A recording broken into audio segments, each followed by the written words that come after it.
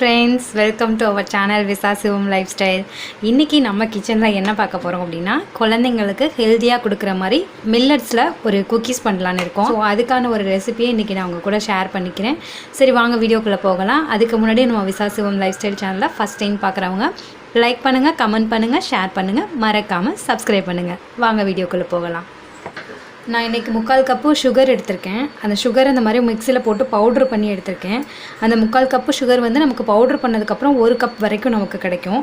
இப்போ அதை நம்ம மிக்சிங் பவுலுக்கு மாற்றிக்கலாம். இப்போ நம்ம சுகர் ஆட் பண்ணியாச்சு. இது கூட கொஞ்சமாக சால்ட் ஆட் பண்ணிக்கலாம், ஒரு பிஞ்சு சால்ட்டு. இல்லை இன்றைக்கி நம்ம ஒரு 1/2 கப்பு போல் சன்ஃப்ளவர் எண்ணெய் எடுத்திருக்கேன், அதை இது கூட ஆட் பண்ணிக்கலாம். ஹேண்ட் பிளெண்டர் ஏதாவது இருந்ததுன்னா இந்த மாதிரி நல்லா பிளெண்ட் பண்ணிக்கோங்க.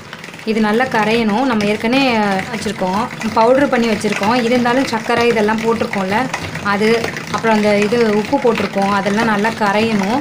அதனால கொஞ்சம் நேரம் இந்த மாதிரி மிக்ஸ் பண்ணிக்கிட்டே இருங்க. இப்போ நல்லா எல்லாம் கரைஞ்சி வந்துச்சு. இப்போ இன்றைக்கி நான் மில்லட்டில் என்ன எடுத்திருக்கேன் அப்படின்னா ராகி மாவு எடுத்திருக்கேன். ராகி மாவு இன்றைக்கி நம்ம ஒரு கப் அதாவது 1 கப்பு சர்க்கரை போட்டிருக்கோம், பவுட்ரு சுகர் போட்டிருக்கோம். அதுக்கு இன்றைக்கி நம்ம 1 கப்பு ராகி மாவும் 1/2 கப்பு கோதுமை மாவும் ஆட் பண்ணிக்கலாம். இப்போ நான் 1 கப்பு ராகி மாவு ஆட் பண்ணிக்கிறேன். சப்பாத்தி மாவு அளவுக்கு நம்ம இதை பிசைஞ்சு எடுக்கணும்.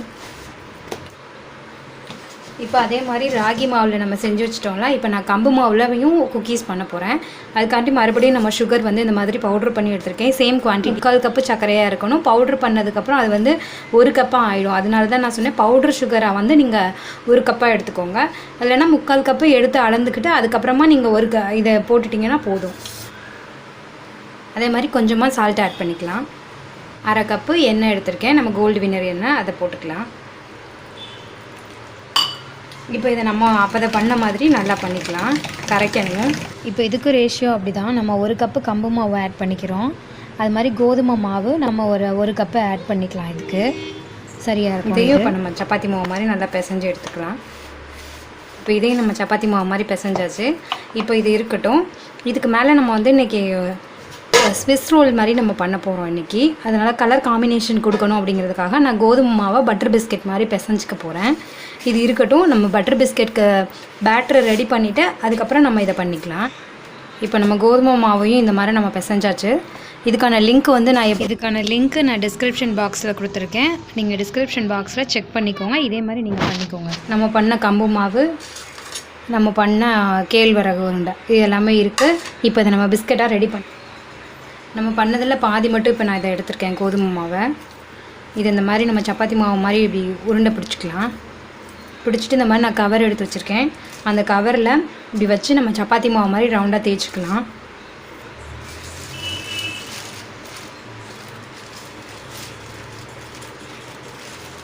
இப்போ நம்ம சப்பாத்தி மாவு மாதிரி நல்லா திரட்டியாச்சு. இப்போ இதை நம்ம ஸ்கொயர் ஷேப்புக்கு கட் பண்ணிக்கலாம்.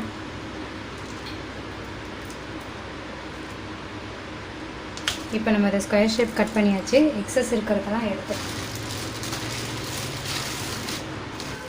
இப்போ நம்ம கேப்ப மாவு எடுத்துகிட்டு அதையும் நம்ம சப்பாத்தி மாவு மாதிரி விரித்து விட்டுக்கலாம்.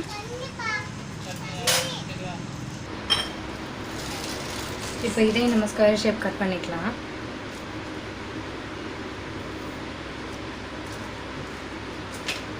நம்ம ரெண்டுமே ஸ்கொயர் ஷேப்பில் கட் பண்ணியிருக்கோம்ல, இதை அப்படியே மேலாப்பில் மெதுவாக எடுத்து அந்த ஒயிட் கலரில் அப்படியே மேலே வச்சிடலாம்.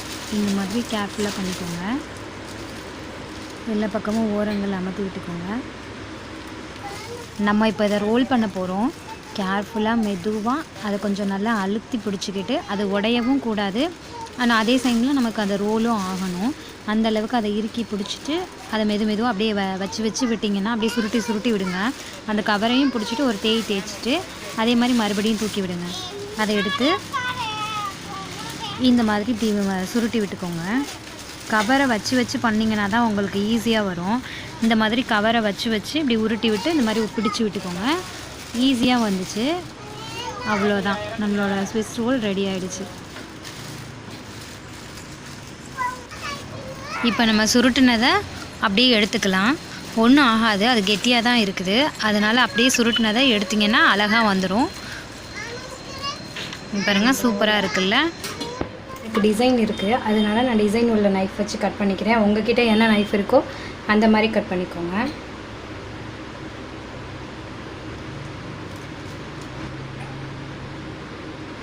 அழகாக இருக்குல்ல? நம்மளோட பட்டர் மில்லட் ஸ்விஸ் ரோல் அழகாக ரெடி ஆகிடுச்சு. இப்போ இதை நம்ம வந்து இட்லி சட்டியில் அவிக்க போகிறோம். எப்படி அவிக்கலான்னு பார்க்கலாமா? இட்லி பானைக்குள்ளே அந்த ஸ்விஸ் ரோலில் வைக்க போகிறோம். அதுக்காக நான் இட்லி பானை இப்போ எடுத்திருக்கேன். அதுக்குள்ளே கொஞ்சோண்டு மணல் போட்டிருக்கேன். இது நான் எப்போவும் ரெகுலராக யூஸ் பண்ணுற மணல். அந்த வந்து பெரியமனை வச்சுருக்கேன். நீங்கள் பெரியமனை இல்லைன்னா வேறு ஏதாவது தட்டு இல்லைன்னா ஏதாவது குடம் மூடி அந்த மாதிரி தான் தலைகீழ கவுத்தி போட்டுட்டு அதுக்கு மேலே நீங்கள் பண்ணதை வச்சுக்கோங்க. இப்போது இது ஹீட் ஆகிறதுக்காக நான் 10 நிமிஷத்துக்கு முன்னாடி ப்ரீ ஹீட் பண்ணி வச்சுருக்கேன்.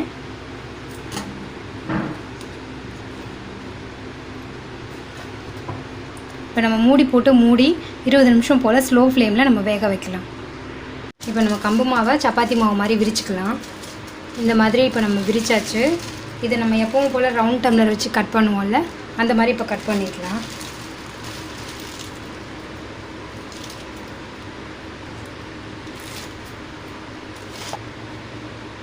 கரெக்டாக வந்துருச்சு. இப்போ கேழ்வரகு மாவு எடுத்திருக்கேன். இதை வந்து நம்ம சப்பாத்தி மாதிரி ரவுண்டாக விரித்து விட்டுக்கலாம். இந்த மாதிரி பேப்பர் போட்டுட்டு நீங்கள் பண்ணிங்கன்னா வந்து ஒட்டாது, உங்களோட அந்த இது தேய்க்கிறதுல ஒட்டாது. ரவுண்ட் பண்ணிக்க ஒரு ப்ரெஸ் பண்ணிக்கிறேன். இப்போ இந்த எக்ஸஸ் எல்லாம் நம்ம எடுத்துடலாம். இந்த ரவுண்டை மட்டும் தனியாக எடுத்துடலாம்.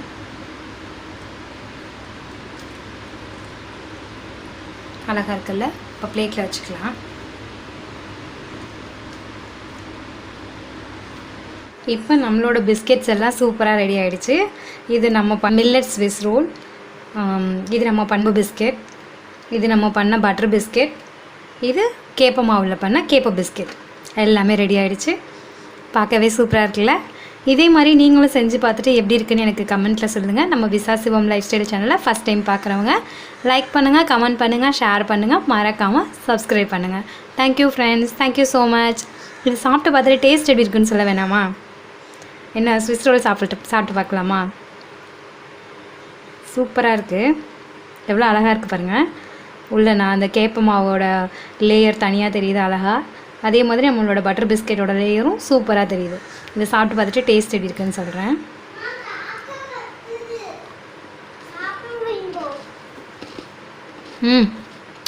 சூப்பராக இருக்கும். நல்லா கிறிஸ்பியாக இருக்குது. உங்கள் பட்டரோட ஸ்மெல்லாம் சூப்பராக இருக்கும். இதே மாதிரி நீங்களும் செஞ்சு பார்த்துட்டு எப்படி இருக்குன்னு எனக்கு கமெண்ட்டில் சொல்லுங்கள். Thank you friends.